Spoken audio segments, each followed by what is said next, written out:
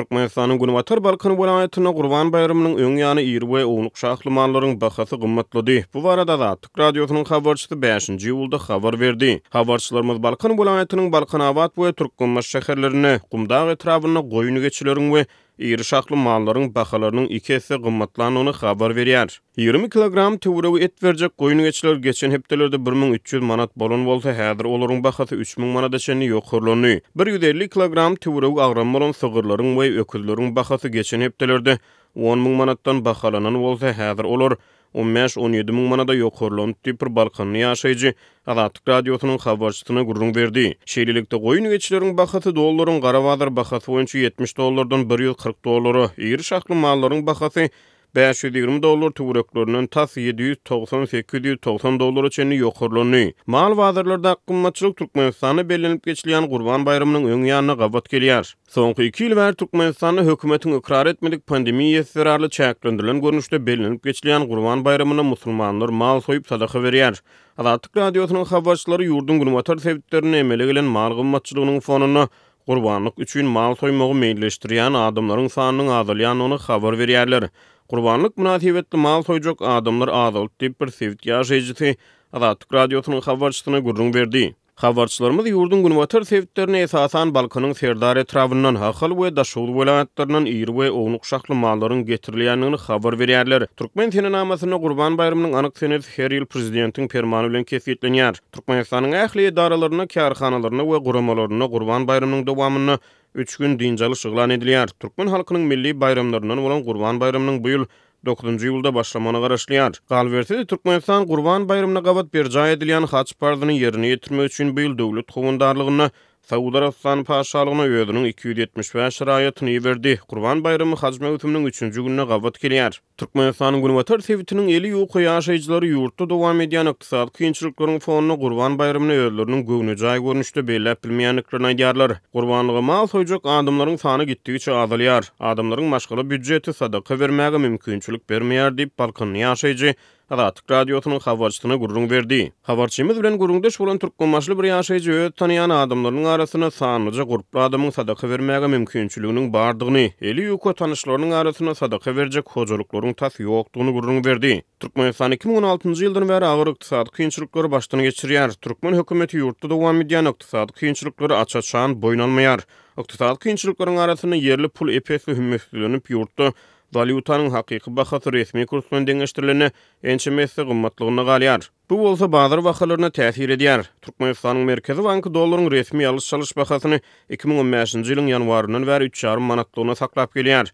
Dollaryň gara bazar bahasynyň gymmatlamagy haritlaryň bahalarynyň gymmatlamagyna getirdi. Türkmenistanyň hökümeti maldarçylyk hojalyklaryna giň ýol açyp yerli mallaryň ösdürilip ýetişdirilmegine üns berýändigini aýtsa-da maldarlar ýyllar boýu ot im yetmezçiliginden şikayet edip gelýärler. Ýurda soňky ýyllarda aralaşyň gurakçylyk Galbertide subçünçiligine bar bolan problemler ot im gymmatçylygy maldarçylyk hojalyklaryna agyr zar burdy. Mary welaýatynyň bankomatlarda nalk pul yetmezçiligi gaýtadan ýitileşýär. Mary şäherindäki we welaýatyň owalaryndäki bankomatlarda nalk pul azlygy sebäpli köp ýaşaýjy özleriniň bank kartlaryndaky zähmet, talip we pensiýa haklaryny şeýlede döwlet kömek pullaryny naqdlaşdyryp bilmeýär. Bu barada Azatlyk radiosynyň habarçysy sebitden maglumat berdi. Molla Nepes köçesiniň ugrunda ýerleşen Türkmenistan we Daýhan banklarynyň bankomatlaryndan diňe aýlyklar naqdlaşdyryp bolýar. Şäher ýaşaýjylary kartlaryndaky puly naqdlaşdyrmak üçin ýürüýte talon almaly bolýarlar.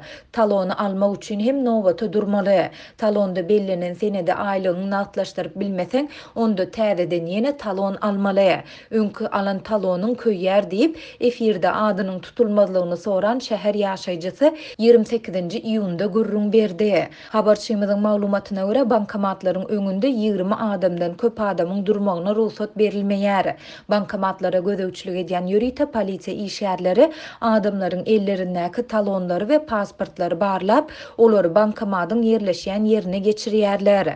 Eger bankomatyň öňünde nowata duran adamlaryň sany köpelip başlasa, polisiýa işgärleri bankomatda pulun gutarandygyny aýdyp, adamlary dargadyp başlaýarlar diýip yerli ýaşaýjylaryň ýene biri anonimlik şertinde aýtdy.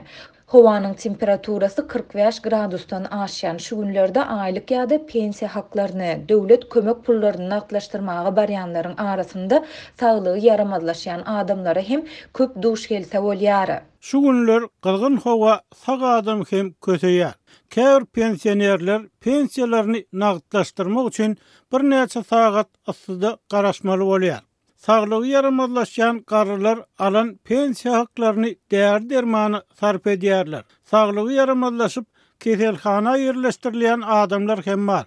Pensionerlere yeňillik töredilse gowy bolardy diýip yerli ýaşaýjy bellidi. Şu günler Türkmenistanda anomal ıssy howa şertleri dowam edýär. Howa maglumatlaryny çap edýän Meteo jurnal neşiriniň 26-njy iýunda beren habaryna görä, Türkmenistanyň käbir sebitlerinde howanyň temperaturasy 48 gradusa ýetýär. Habarçymyz ýaşaýjylaryň öz aýlyklaryny jokrama ıssyda nowata durup talon alman hem nagtlaşdyryp bilýändigini habar berýär. Ýöne munyň üçin olar habarçymyzyň sözlerine görä bank işgärlerini her 800 manat nagtlaşdyrylandygy üçin 40 manat para bermeli bolýarlar.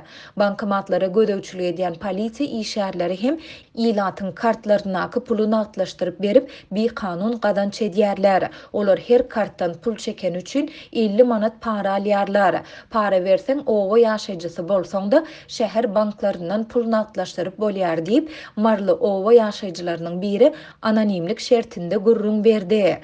Marda şäher bankomatlarynyň owa ýaşaýjylarynyň pul nagtlaşdyrmagyna ruhsat berilmediligi bilen bagly çäklendirmeler de indi 1 ýyldan gowrak wagt bäri dowam edýär. Habarçymyz owalarda ýagdaýyň hasta kyndygyny aýdyp, tutuş uly bir owada diňe bir bankomatyň bardygyny we oňa hepdede bir gedek pul salynýandygyny aýdýar.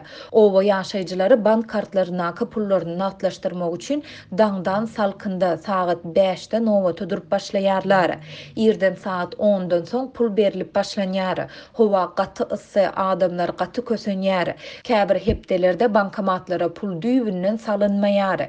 Ençeme sagatlap nowata duran adamlar jokrama ıssyda elleri pulsuz öýlerine gaýdýarlar diýip owa ýaşaýjysy gurrun berdi. Soňky 6 ýyldan gowrak wagt bäri Türkmenistan zähmet haklaryny, döwlet kömek pullaryny we pensiýalaryny raýatlaryň bank kartlaryna geçirýär. Raýatlar kartlaryna pullary diňe bankomatlarda nagtlaşdyryp bilýärler.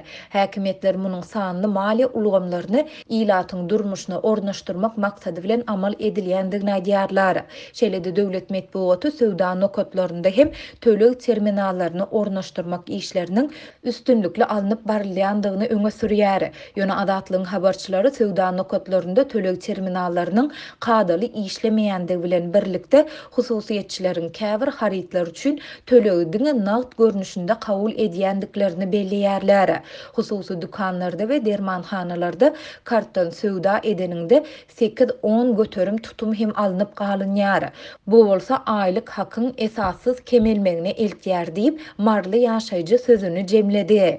Türkmenistanyň hökümeti ilatyň maliýe ykdysady kynçylyklaryny şolsanda ilatyň pul nagtlaşdyrmak bilen bagly kösençliklerini boyun almaýar. Döwlet mediasy ilatyň bol elin durmuşda ýaşaýandygyny öňe sürýär.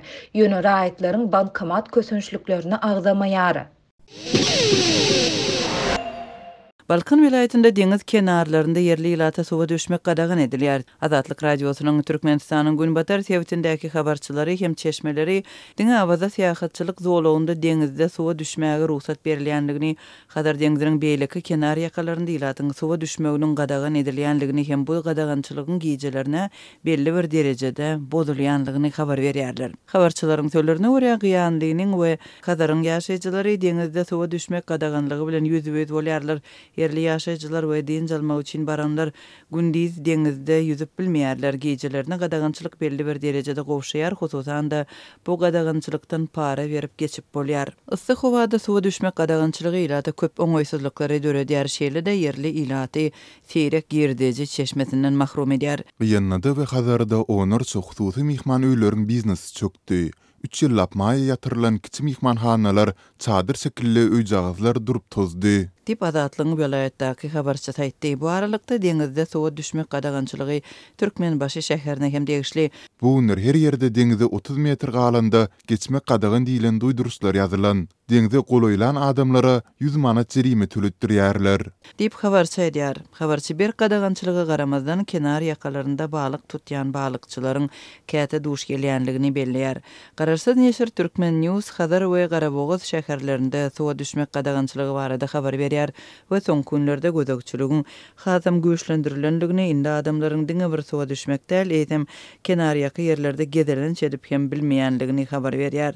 Kenar ýakalaryndaky ýaşaýyş ýerlerde sowa düşmek gadagançylygy yssyk howaly ýurt içinem günüň aşy gyzýan wagtyna gabat geldi. Bu ustada iň bolmanda kenar ýakasynda gezmek, deňiz şemalyny duýmak isleýärsiň ýöne bu da mümkin däl diýip Türkmen News öz çeşmesine salgylanyp habar berýär.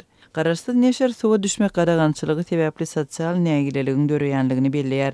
Sosial ulgamlarda yerli häkimetlere we paýtagtda köpçülikliň hat ýazmak üçin çagyryş edilýär.